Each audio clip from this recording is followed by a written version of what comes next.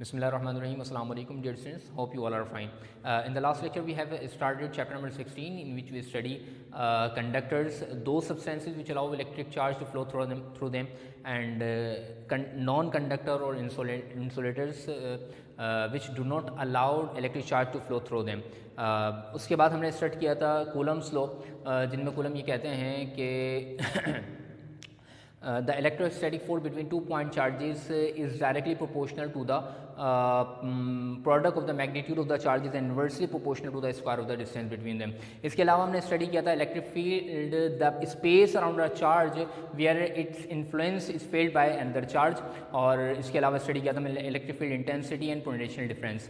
आज के लेक्चर के अंदर टॉपिक के अंदर जो हम टॉपिक्स कवर करेंगे वेरी इंटरेस्टिंग, बहुत इंटरेस्टिंग है, मज़ा आएगा पढ़ने में. उसमें शामिल है capacitor, capacitance of a capacitor, उसकी यूनिट फराड, फैक्टर्स के किन फैक्टर्स के ऊपर जो है वो capacitor, capacitance of a capacitor यानी कैपेसिटर की गुंजाइश जो है वो इफेक्ट करती है, डिपेंड करती है, हम वो पढ़ेंगे.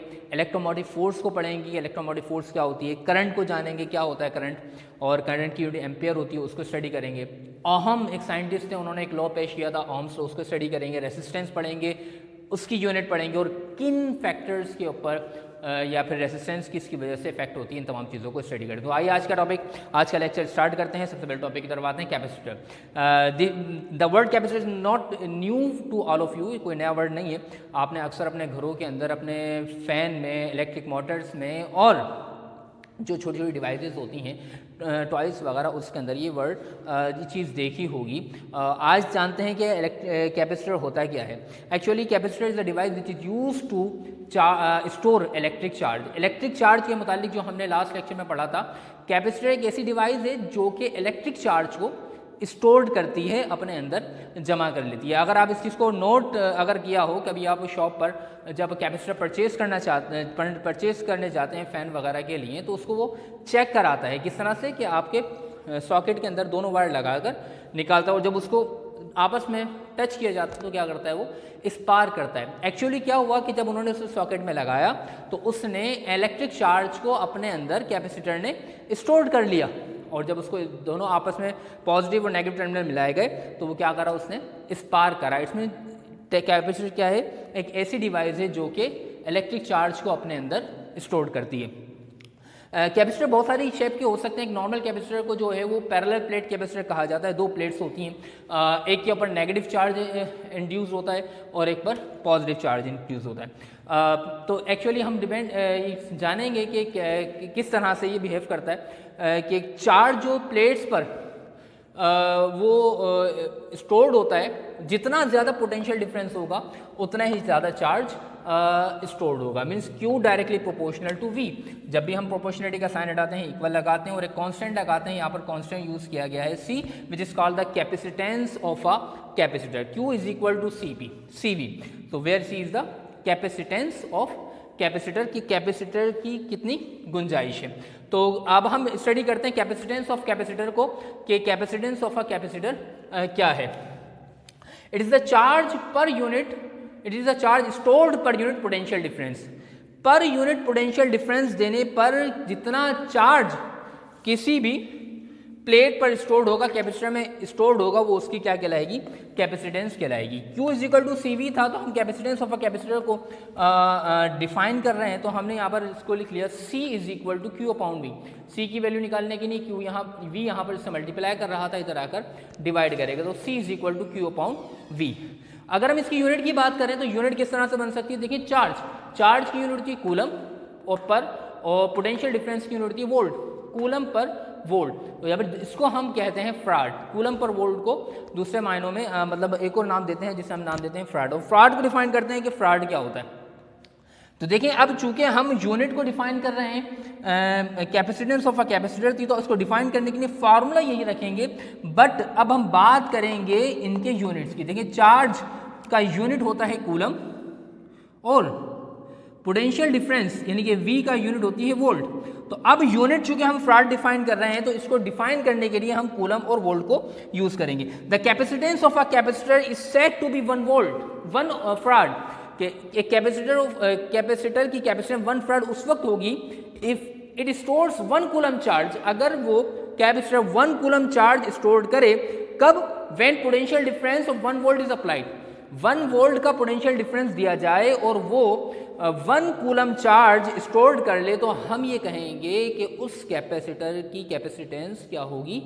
1 फराड होगी उस वक्त। इसकी यूनिट भी बता दी गई आपको मल्टीपल्स कि 1 फराड इज इक्वल टू 10 की power 3 exponent 3 milli farad, 1 farad is equal to exponent 6 micro farad and 1 farad is equal to exponent 12 micro farad. हमारे यहाँ जो कैपेसिटर मौजूद होते हैं वो फ्राड और मिली फ्राड और माइक्रो फ्राड तमाम में मौजूद होते हैं। अब हम स्टडी करते हैं कि factor affecting the capacity of capacitor, कि एक कैपेसिटर की जो गुंजाइश है कि वो कितना चार्ज स्टोर कर सकता है, वो किन चीज़ों पर डिपेंड करता है, या वो कौन से फैक्टर्स हैं कि जो इफेक्ट करते हैं कैपेसिटेंस ऑफ अ कैपेसिटर को। यहाँ पर आपको 3 फैक्टर बताए गए हैं जो इफेक्ट करते हैं। Area of a plate, capacitor के अंदर पैरेलल प्लेट कैपेसिटर की अगर हम बात करें तो 2 प्लेट्स हैं, प्लेट्स का साइज जितना ज़्यादा होगा, बड़ा होगा, उतना ही चार्ज उन पर स्टोर्ड होगा, बड़ा एरिया हो जाएगा, चार्ज ज़्यादा आ जाएगा, और अगर एरिया प्लेट का छोटा होगा तो उनके ऊपर चार्ज भी कम आएगा। सेकेंड चीज़ है distance between the 2 plates, 2 plate के दरमियान अगर ज़्यादा फासला होगा तो उनके ऊपर चार्ज कम स्टोर होगा, और अगर कम फासला होगा, डिस्टेंस कम होगा, तो चार्ज ज़्यादा उस पर इंड्यूस होगा, आएगा। किस तरह से देखिए, क्योंकि चार्ज जब स्टोर किया जाता है तो वो एक प्लेट पर होगा नेगेटिव, अगर ये प्लेट दूर होगी तो इसके ऊपर पॉजिटिव चार्ज आने में वक्त लगेगा, अगर ये करीब होगी तो जितना ज़्यादा चार्ज आएगा फ़ौरन से इसके ऊपर उतना ही चार्ज ऑटोमेटिकली आ जाएगा। तीसरी बात है नेचर ऑफ डाइलेक्ट्रिक। डाइलेक्ट्रिक क्या चीज़ होती है? एक्चुअली ये एक इंसुलेटिंग मटेरियल होता है जो प्लेट्स के दरमियान मौजूद होता है। इंसुलेटिंग मटेरियल वो मटेरियल जिसमें से इलेक्ट्रिक चार्ज फ्लो ना कर सको। अगर प्लेट्स के दरमियान कौन सा मटेरियल मौजूद है तो इसमें इंसुलेटिंग मटेरियल ही इस्तेमाल किया जाता है, क्योंकि अगर कोई ऐसा मटेरियल इस्तेमाल कर लिया जाए जिसमें से चार्ज फ्लो हो सकता हो, तो अगर वो यहाँ भर दिया जाए तो चार्ज यहाँ इंड्यूस होगा ही नहीं, ठहरेगा नहीं, वो तो इस प्लेट के ऊपर आ जाएगा, यही चार्ज सेम फ्लो कर जाएगा यहाँ से। तो हम इन प्लेट्स के दरमियान इंसुलेटिंग मटेरियल्स यूज़ कर सकते हैं जिसमें से इलेक्ट्रिक चार्ज, इलेक्ट्रिक करंट इसमें से फ्लो ना करे, तो हम उसे कहते हैं नेचर ऑफ, तो उसे हम कहते हैं उस इंसुलेटिंग मटेरियल का नाम देते हैं हम डाइलेक्ट्रिक। तो वो किस किस्म का डाइलेक्ट्रिक इनके दरमियान मौजूद है उसके ऊपर भी डिपेंड करता है capacity of capacitance. Next topic की तरफ आते हैं जिसका नाम है इलेक्ट्रोमोटिव फोर्स। इलेक्ट्रोमोटिव फोर्स क्या है? एक्चुअली देखिए हमने पढ़ा था कि कंडक्टर्स क्या होते हैं कि 2 substances which allow electric charge to flow through them, उनके में से इलेक्ट्रिक चार्ज को फ्लो करना वो अलाउ करते हैं। तो जब इलेक्ट्रिक कंडक्टर्स जो होते हैं उनके अंदर बहुत सारे फ्री इलेक्ट्रॉन्स मौजूद होते हैं, वो उसी वक्त सिर्फ अपनी पोजीशंस में होते हैं, आपस में मतलब मूव कर रहे होते हैं, सिर्फ रैंडमली अपनी उसी वहीं मूव कर रहे होते हैं। तो अगर जब आपको एक पॉइंट से दूसरे पॉइंट तक उसको मूव कराना है तो क्या करना पड़ता है? उस कंडक्टर को एक पोटेंशियल डिफरेंस क्रिएट करना पड़ता है, 2 पॉइंट्स के दरमियान एक एनर्जी प्रोवाइड करना पड़ती है। उस एनर्जी जब प्रोवाइड की जाती है तो क्या करता है? इलेक्ट्रॉन्स फ्लो करना शुरू करते हैं। तो वो जो एनर्जी प्रोवाइड की जा रही है, उसको जो एनर्जी रिक्वायर्ड है इलेक्ट्रॉन्स को कंडक्टर में फ्लो कराने के लिए, वो कहलाती है electromotive force. The energy required to drive electric charge around an electric circuit is called electromotive force. जैसे कि अगर हम बैटरी का नाम दें तो बैटरी भी क्या कहलाएगी? एक इलेक्ट्रोमोटिव फोर्स कहलाएगी, कि वो उसकी मदद से कि इलेक्ट्रॉन्स क्या कर रहे हैं? फ्लो कर रहे हैं, इलेक्ट्रिक चार्ज फ्लो कर रहा है। आगे आते हैं हम इलेक्ट्रिक करंट की तरफ। इलेक्ट्रिक करंट क्या होता है? जैसे हमने लास्ट लेक्चर के अंदर इलेक्ट्रिसिटी के मुतालिक पढ़ा था कि what is electricity? The flow of electric charge. तो current is also the rate of flow of electric charge through a cross section of a conductor is called electric current. Rate of flow of electric charge, electric charge का flow क्या कहलाता है? Electric current कहलाता है। इसको हम denote करते हैं आई सी, कि where Q is the charge and T is time. So what is current?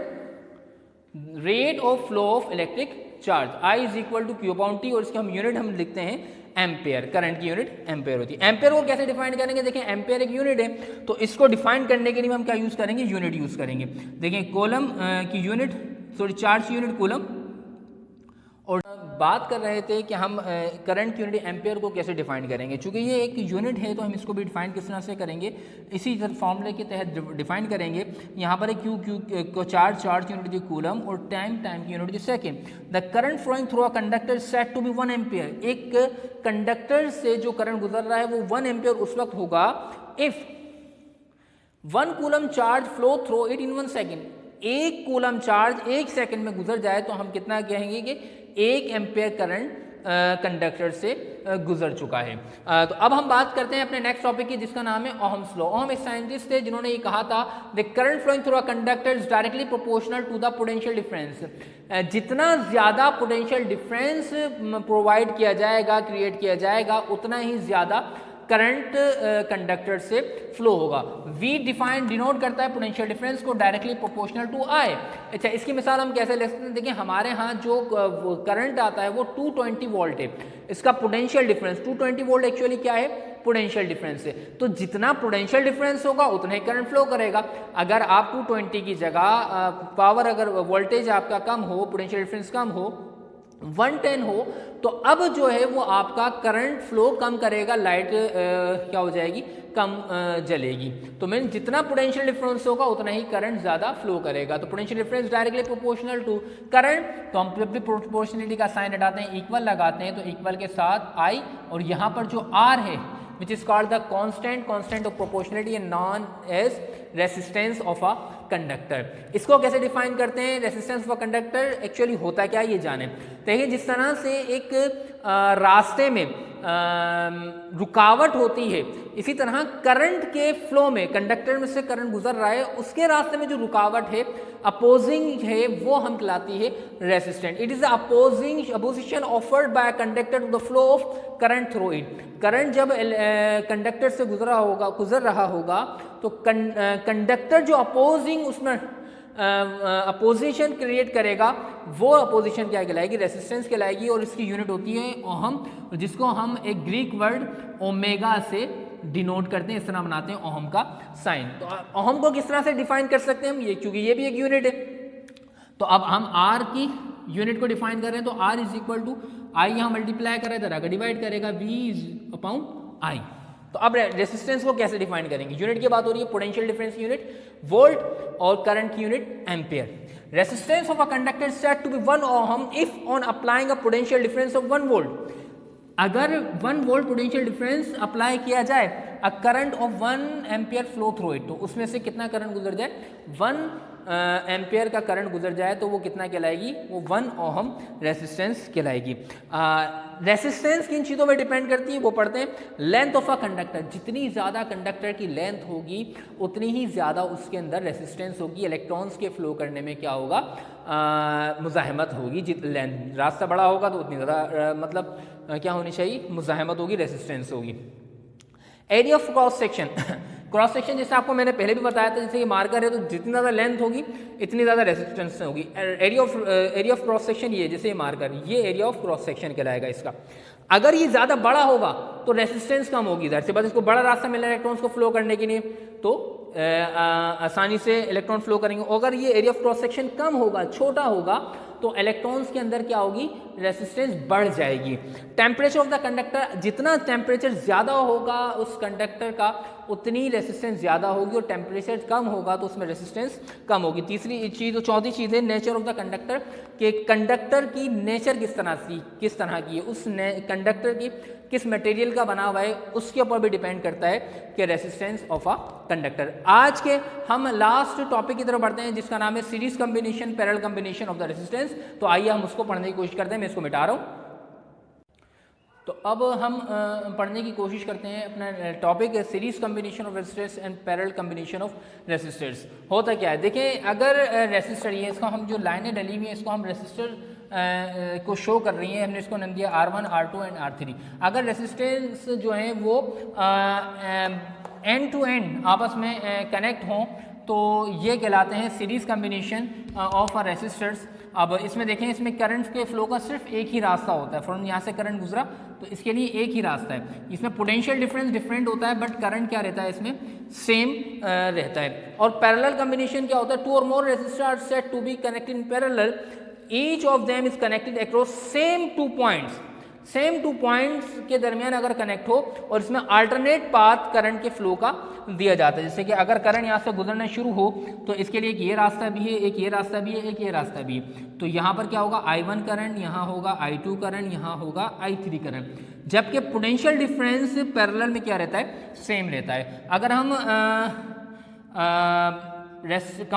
Equivalent resistance की बात करें तो सीरीज के अंदर हम इस तरह से निकाल सकते हैं R1 plus R2 plus R3, जबकि पोटेंशियल डिफरेंस बराबर होगा V1 plus V2 plus V3।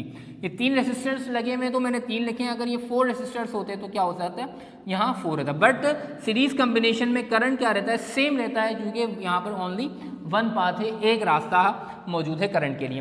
Parallel combination में क्या है, अगर हम रेसिस्टेंस निकालें इक्विवेलेंट तो वो बराबर होगी 1/R1 plus 1/R2 plus 1/R3। 3 resistance की वजह से मैंने ये लगाया है। सीरीज़ में रेसिस्टेंस लगाने से रेसिस्टेंस बढ़ती है और पैरेलल में लगाने से रेसिस्टेंस क्या होती है, कम हो जाती है। अब इसमें देखें यहाँ पर करंट के गुजरने के 3 रास्ते हैं, तो अगर हम इक्विवेलेंट करंट निकालेंगे तो I बराबर होगा I1 plus I2 plus I3 और पोटेंशियल डिफरेंस क्या रहेगा, सेम रहेगा। तो डियर स्टूडेंट्स, आज के लेक्चर में हमने चैप्टर नंबर 16 के कुछ मोस्ट इंपॉर्टेंट टॉपिक को मुख्तसर वक्त के अंदर समझने की कोशिश की है। होप आप इन तमाम टॉपिक्स को बहुत अच्छे तरीके से समझ गए होंगे। अगर आपको कोई प्रॉब्लम हो लेक्चर के किसी कॉन्सेप्ट को कोई क्लियर ना हुआ हो, चूँकि मुख्तसर वक्त में बहुत ज़्यादा डिटेल के अंदर इसको एक्सप्लेन नहीं किया जा सकता, कोई भी मसला हो आप डिस्कस कर सकते हैं, पूछ सकते हैं, कन्फ्यूजन को दूर कर सकते हैं। इंशाअल्लाह अज़्ज़ा वजल नेक्स्ट लेक्चर में इस चैप्टर के न्यूमेरिकल्स प्रॉब्लम के साथ फिर हाजिर होंगे। तब तक के लिए इजाज़त दीजिए। अल्लाह हाफिज़।